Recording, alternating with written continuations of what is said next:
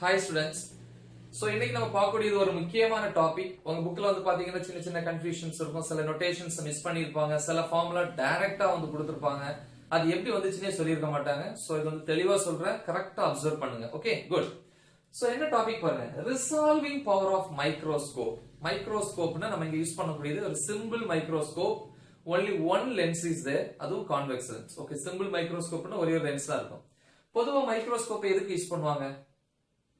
To magnify the image of what? The smaller object. சின்ன ஆப்ஜெக்ட்டோட இமேஜை பெருசா காமிக்கிறதுக்காக மைக்ரோஸ்கோப்பை யூஸ் பண்ணுவாங்க. அப்ப அதோட ஃபர்ஸ்ட் கேரக்டர் அப்படின்னு பாத்தீங்கன்னா, ஃபர்ஸ்ட் ஒர்க் என்ன அப்படின்னா மேக்னிஃபிகேஷன். மேக்னிஃபிகேஷன் இல்லையா? இப்ப இந்த மாதிரி ஒரு சின்ன ஒரு ஆப்ஜெக்ட் இருக்கு. இந்த சின்ன ஆப்ஜெக்ட் இது வந்து ஆப்ஜெக்ட். இந்த ஆப்ஜெக்ட இப்படி பெருசா காமிக்கும். இதுக்கு பேர் தான் இமேஜ். சோ இந்த இடத்துல அப்ப யார் வர்க் பண்றா? ஒரு மைக்ரோஸ்கோப். இந்த மைக்ரோஸ்கோப்போட ஹெல்ப்போட தான் பாக்குறோம். சரி, இன்னொரு கேரக்டர் இருக்கு, என்ன அப்படின்னா ரிசால்விங். ரிசால்வ்ட்னா ஸ்பிளிட்டட் அப்படின்னு சொல்லுவாங்க. அதான் ரிசால்விங் பவர். ரிசால்விங் பவர், ரிசால்வ்னாலே தெரியும் என்னது? ஸ்பிளிட் பண்ணக்கூடிய திறன். ஓகே, சரி. எப்படின்னா இப்ப பாத்தீங்கன்னா இதுக்கு ஒரு ஆப்ஜெக்ட். ஒரு ஆப்ஜெக்ட்ங்கிறது வந்து பாத்தீங்கன்னா அதுல ஏகப்பட்ட துகள்கள் இருக்கும். ஐ மீன் பார்ட்டிகிள்ஸ் நிறைய இருக்கு. இப்ப நம்ம பாடினா ஃபுல்லி செல்ஸ் தான்.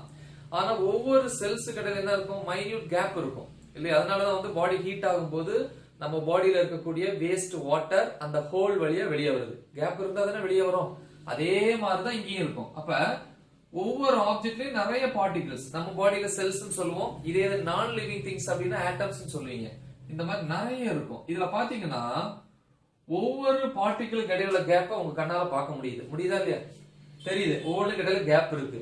அப்ப நம்ம ஆர்டினரி ஐயாலே பார்க்க முடியுதுன்னா, அப்ப இந்த இடத்துல வந்து ரெண்டு பார்ட்டிகிளுக்கு இடையே இருக்கக்கூடிய டிஸ்டன்ஸ செப்பரேட் பண்ணி பார்க்கிறதுக்கு என்ன தேவை கிடையாது? மைக்ரோஸ்கோப் தேவை கிடையாது. அப்ப மைக்ரோஸ்கோப் எங்க தேவை அப்படின்னா, நம்ம கண்ணால பிரிச்சு பார்க்க முடியாத அளவுக்கு நெருக்கமா இருக்கக்கூடிய பார்ட்டிகிள்ஸ் இல்ல. ரெண்டு பாயிண்ட் இப்படி ஒண்ணு இருக்கு, சேர்ந்து இருக்கு பாருங்க. இப்ப பாருங்க, இந்த இடையில கேப் இருக்கு, ஆனா உங்களால பார்க்க முடியல, என்னாலையும் பார்க்க முடியல. சோ அப்ப இந்த இடத்துலதான் மைக்ரோஸ்கோப்பை கொண்டு என்ன பண்றேன்? யூஸ் பண்றேன். இந்த இடத்துல என்ன மைக்ரோஸ்கோப்பை யூஸ் பண்றேன், இந்த பாயிண்ட்ல. அப்ப அப்படின்னா ஒரு மைக்ரோஸ்கோப்போட வேலை என்ன?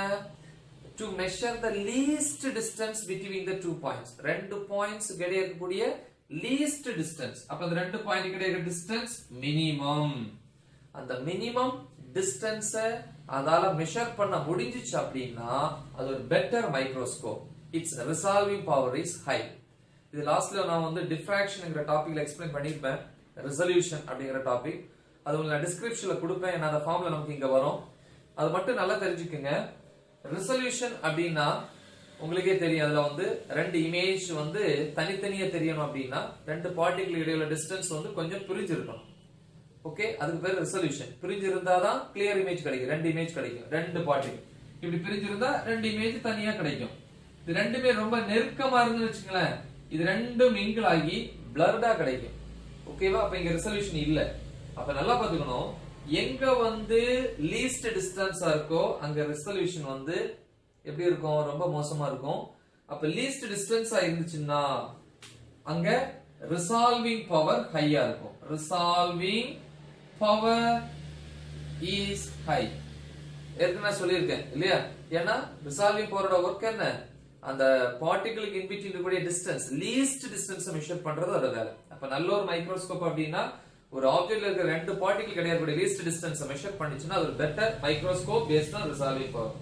அப்ப ரிசால்விங் பவரும் ரெசல்யூஷனும் ஒண்ணுக்கு ஒண்ணு எப்படி இருக்கும்? ரெசிப்ரோக்கலா இருக்கும். சோ இத மட்டும் நல்லா தெரிஞ்சுக்கோங்க.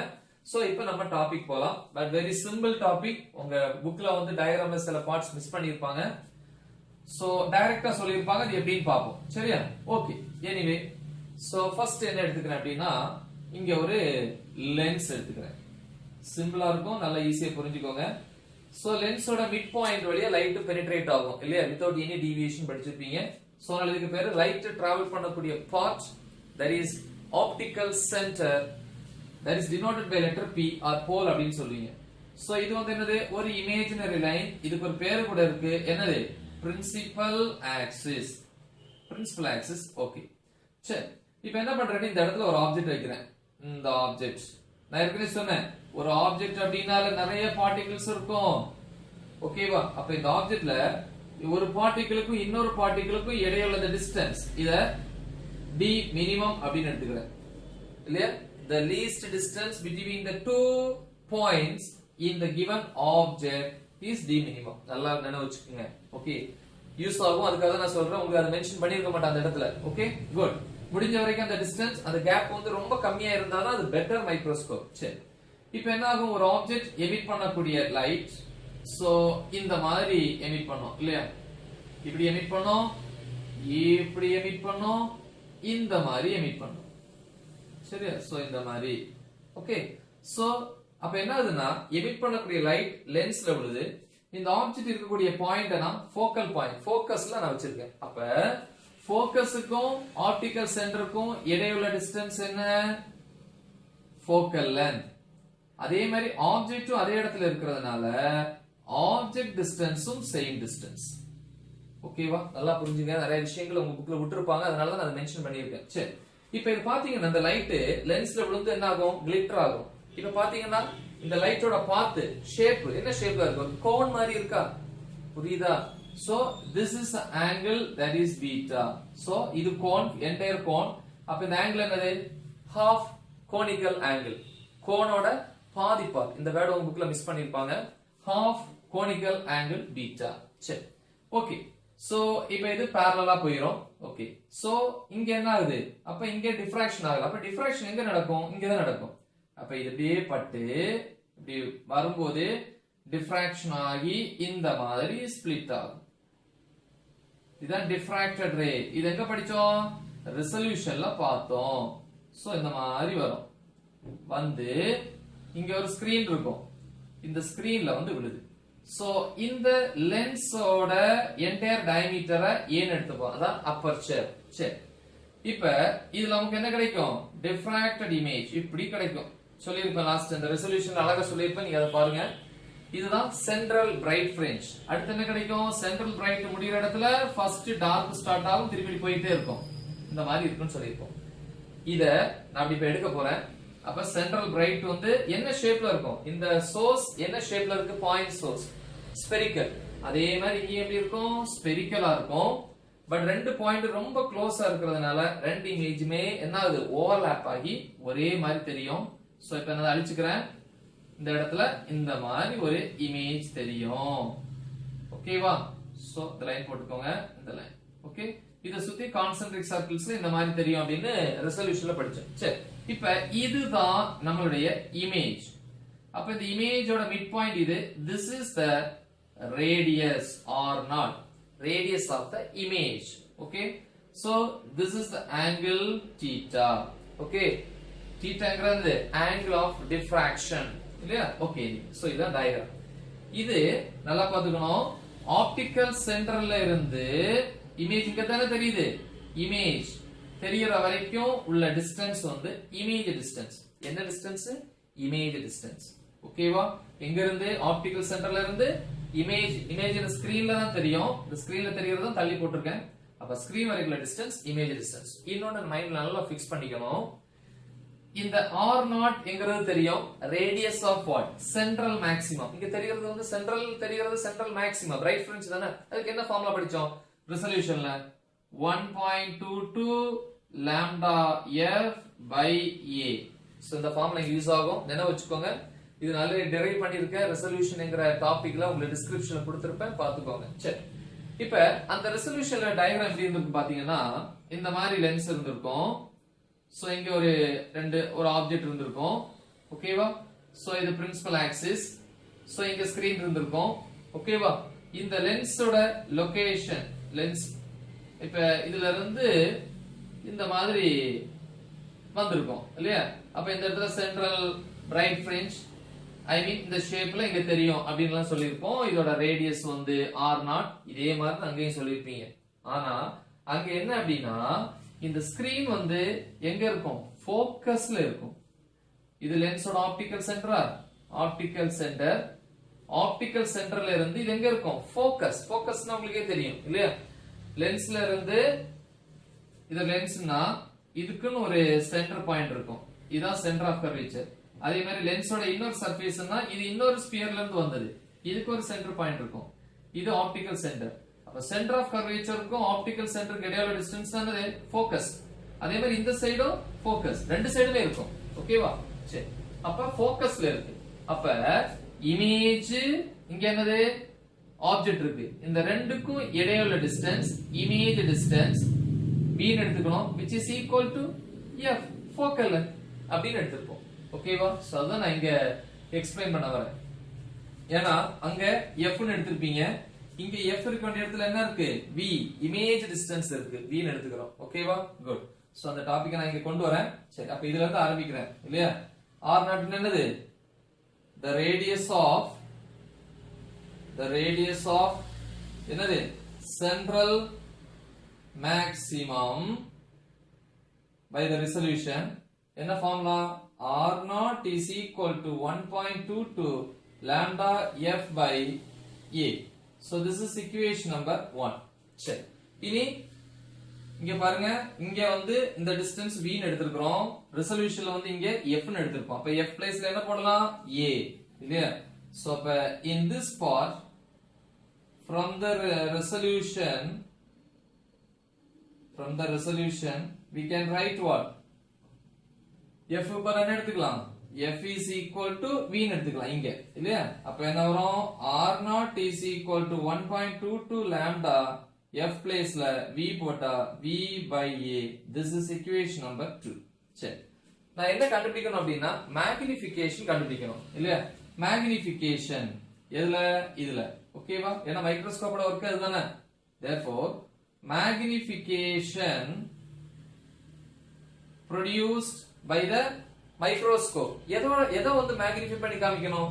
இந்த ஆப்ஜெக்ட்டை மேக்னிஃபை பண்ணி காமிக்கணும். ஆப்ஜெக்ட்டை மேக்னிஃபை பண்ணனும் அப்படின்னா ஆப்ஜெக்ட்ல இருக்கிற ஒவ்வொரு பார்ட்டிகிளும் இல்ல, ஆப்ஜெக்ட் எப்படி இருக்குன்னா ஒவ்வொரு பார்ட்டிகிளும் மேக்னிஃபை ஆனாதான் பெருசா தெரியும். அது மட்டும் இல்ல, பெருசா தெரியறது முக்கியம் இல்ல, கிளியரா தெரியணும். அப்ப கிளியரா தெரியணும்னா ஒரு நல்ல ஒரு மைக்ரோஸ்கோப் அந்த ஆப்ஜெக்ட்ல இருக்கிற ஒவ்வொரு பார்ட்டிகிளுக்கு இடையே இருக்கக்கூடிய லீஸ்ட் டிஸ்டன்ஸ் என்ன பண்ணணும்? கரெக்டா மெஷர் பண்ணணும் இல்லையா? So the magnification produced by a microscope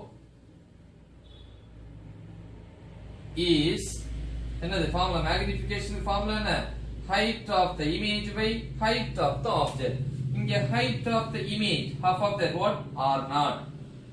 r0 by height of the object. என்னது? இந்த ஆப்ஜெக்ட்டுக்கு in between இருக்கக்கூடிய அந்த ரெண்டு லீஸ்ட் பாயிண்ட்க்கு இடையில டிஸ்டன்ஸ் என்னது? d minimum.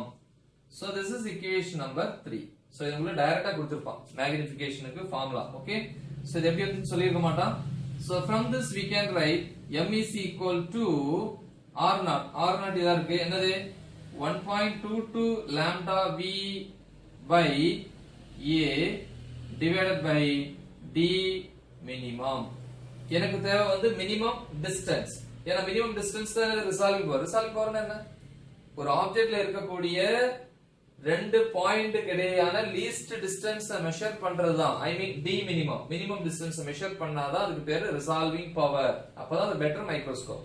அப்ப resolving power is nothing but the least distance between the two points. அப்ப நான் d minimum தான் கண்டுபிடிக்கணும், least distance இல்லையா? so d minimum is equal to இங்க பேரும் m கீழ வந்துரும் 1.22 lambda v by a இருக்கு, இந்த m கீழ வந்துரும் am. இந்த m என்ன? மேக்னிஃபிகேஷன் நார்மல் ஃபார்ம் என்ன? image distance by object distance. height of the image by height of the object போட்டால ஒரே ஆன்சர் தான். image distance by object distanceனா ஒண்ணுதான். 10th ல படிச்சிருப்போம் இல்லையா? சோ அதே மாதிரி வந்து நம்ம இந்த டாபிக்ல இந்த லெசன்ல முன்னாடி படிச்சிருப்போம், ரைட்? அப்ப m பிளேஸ்ல என்ன போட்டுக்கலாம்? v by u. we know that நமக்கு தெரியும் m is equal to v by u. இது ரெசல்யூஷன் பார்த்தனா நல்லா பாத்துக்கோங்க. ஓகே, எனிவே சோ அப்ப இங்க ஒரு v கேன்சல் ஆயிரும். இப்ப d minimum is equal to 1.22 lambda u மேல போயிரும் u by a இப்படின்னு கிடைக்கும். ஓகேவா? u என்ன? Object distance. சோ இந்த டாபிக்ல பாரு ஆப்ஜெக்ட் டிஸ்டன்ஸும் ஃபோக்கல் லெந்த் எப்படி இருக்கு? ஈக்குவலா இருக்கு. Okay, so we know that object distance is equal to focal length. This is equation number 4 னு எடுத்துப்போமா? இத சப்ஸ்டிட்யூட் பண்ணுவோம்.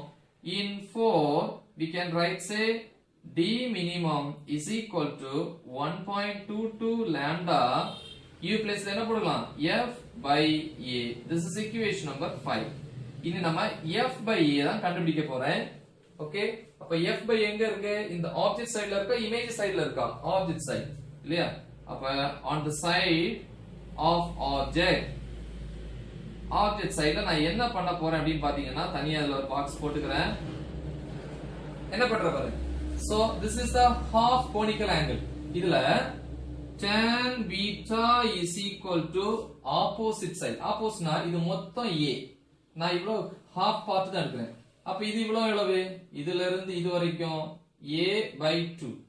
fully a னா இது பாதி எவ்வளவு? a by 2. அப்ப tan beta என்னது? opposite side. I mean a by 2 divided by opposite side by adjacent side. இது adjacent என்னது? focal length f. அப்ப is equal to a by 2f. சரியா? ஓகே. அதே மாதிரி இதுல sin theta சொல்லுங்க. Sorry, sin beta opposite side. I mean a by 2 divided by hypotenuse. Hypotenuseங்கிறது இது இல்லையா? இதுக்கு ஒரு நேம் கொடுத்துக்கலாமா? இது a, இது b ன்னு எடுத்துக்கலாமா? அப்ப OA. OA. ஓகேவா? சோ இது அப்படியே தான் எழுதிடணும். அப்ப a by 2OA. இல்ல இப்படி இருக்கட்டுமே. ஓகே. 2f ன்னு இருக்கு, இது 2OA. சரியா?